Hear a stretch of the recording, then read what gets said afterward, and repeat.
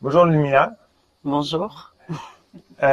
Écoute, c'est un plaisir pour moi de te rencontrer. On a eu une discussion plus tôt dans la semaine par rapport à la problématique du plastique, qui est Mhm. une problématique qui est réelle aujourd'hui. Il y a du plastique partout.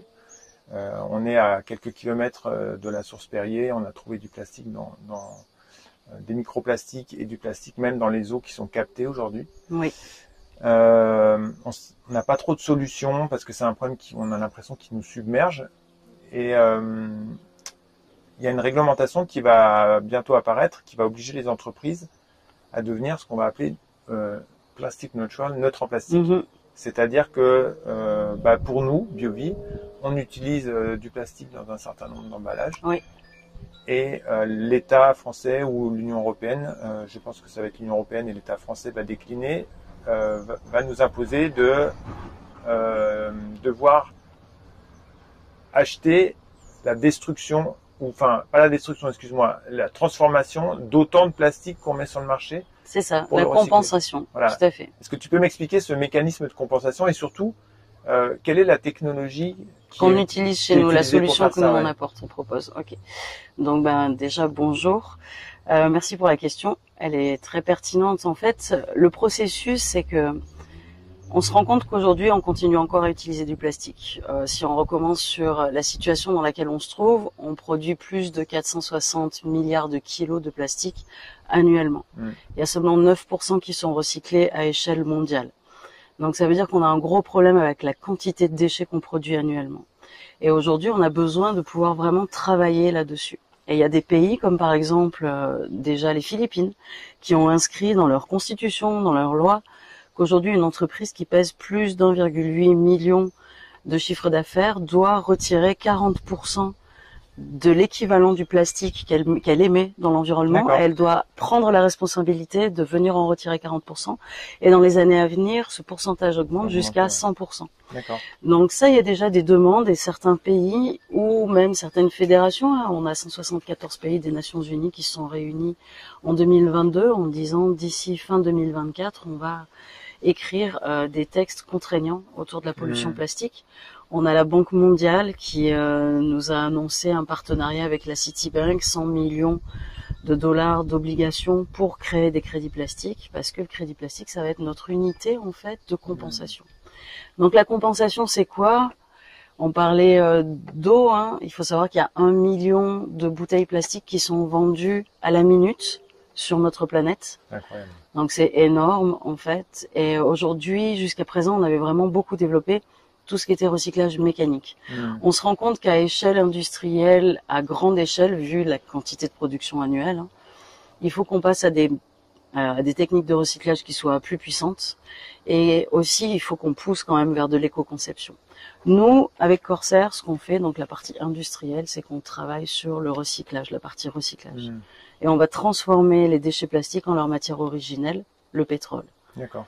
Et avec ce pétrole, on va pouvoir refabriquer du plastique. Donc on s'inscrit dans une économie circulaire. Là, j'entends déjà tous ceux qui se disent « Quoi ? Refabriquer du plastique ? Vive un monde sans plastique !» Moi aussi, je dis « Vive un monde sans plastique », mais la réalité, c'est que c'est pas demain que ça va se faire. Une transition. Il y a besoin de ça, donc en attendant, il faut qu'on s'attaque aux déchets. Et ça, c'est vraiment ce qu'on nous propose. Et résultat, de pouvoir acquérir sa neutralité plastique par ce biais-là. Donc on va émettre un reçu numérique qui va tracer la quantité de plastique qui a été retiré et recyclé de l'environnement. Et ce crédit plastique, en fait, ce reçu numérique, c'est un crédit plastique et une entreprise qui a besoin de recycler ou de retirer ou d'obtenir la neutralité plastique pour 100 kilos de plastique qu'elle a émis dans l'environnement, eh bien, elle devra acheter un nombre défini de crédits plastiques pour compenser cela, les consommer.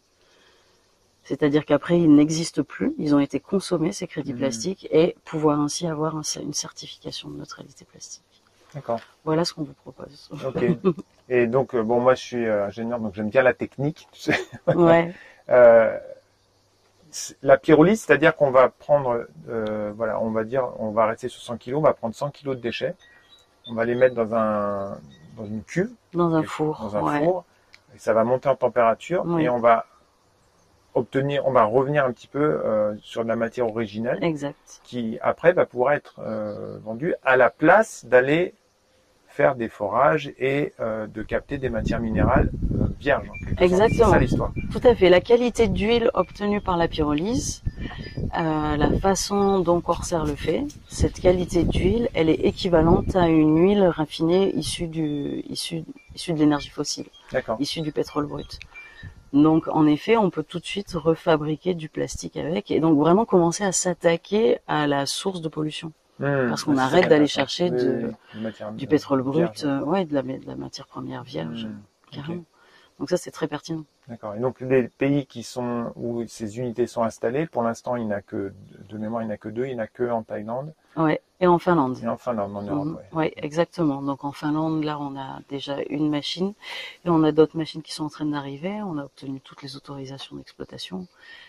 On peut passer à l'échelle industrielle, ça y est, c'est bon. Et enfin, en Thaïlande, ça fait déjà 4 ans que l'entreprise est opérationnelle. Donc c'est là où on a le plus d'expérience. Technologie qui est maîtrisée. Ce qui est totalement maîtrisé, on prend une technologie qui a déjà de l'ancienneté dans son utilisation et nous, on optimise cette utilisation-là, en fait. Ce qui nous permet d'avoir la qualité de produit fini qu'on obtient. D'accord, super.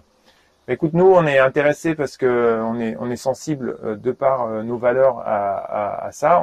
On fait en sorte de réduire au maximum l'usage des matières plastiques, mais il y a certains endroits sur lesquels c'est compliqué. Quand on peut fabriquer des appareils et avoir recours à des bioplastiques végétaux, on le fait.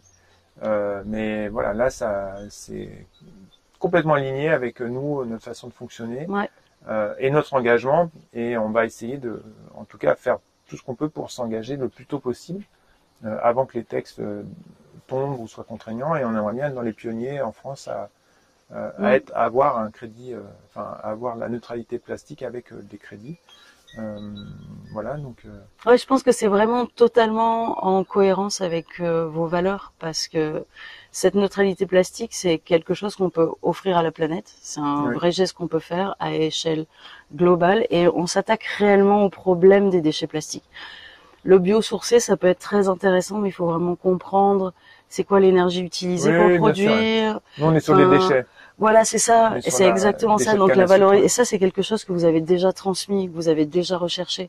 Donc je pense que si l'utilisation d'un plastique propre est vraiment aller chercher dans les déchets, c'est quelque chose qui vous convient. On se rend compte que là aussi, on a un impact à plus grande échelle, en fait. Du coup, on s'attaque vraiment au problème des déchets. Oui, tout à fait. Et c'est nos enfants qui, nous on est nés avec ça, et tu m'as montré des courbes qui montent presque comme des fusées. Exponentielles. C'est incroyable, et ça fait peur, quoi. Ouais, ça fait peur. C'est-à-dire que là, on produit, je vous disais, 460 milliards de kilos annuellement, et on s'attend à ce que ça triple d'ici 2050. Oui, donc c'est énorme. Ouais. On est vraiment en train de se noyer dans un océan de déchets. C'est catastrophique, ouais.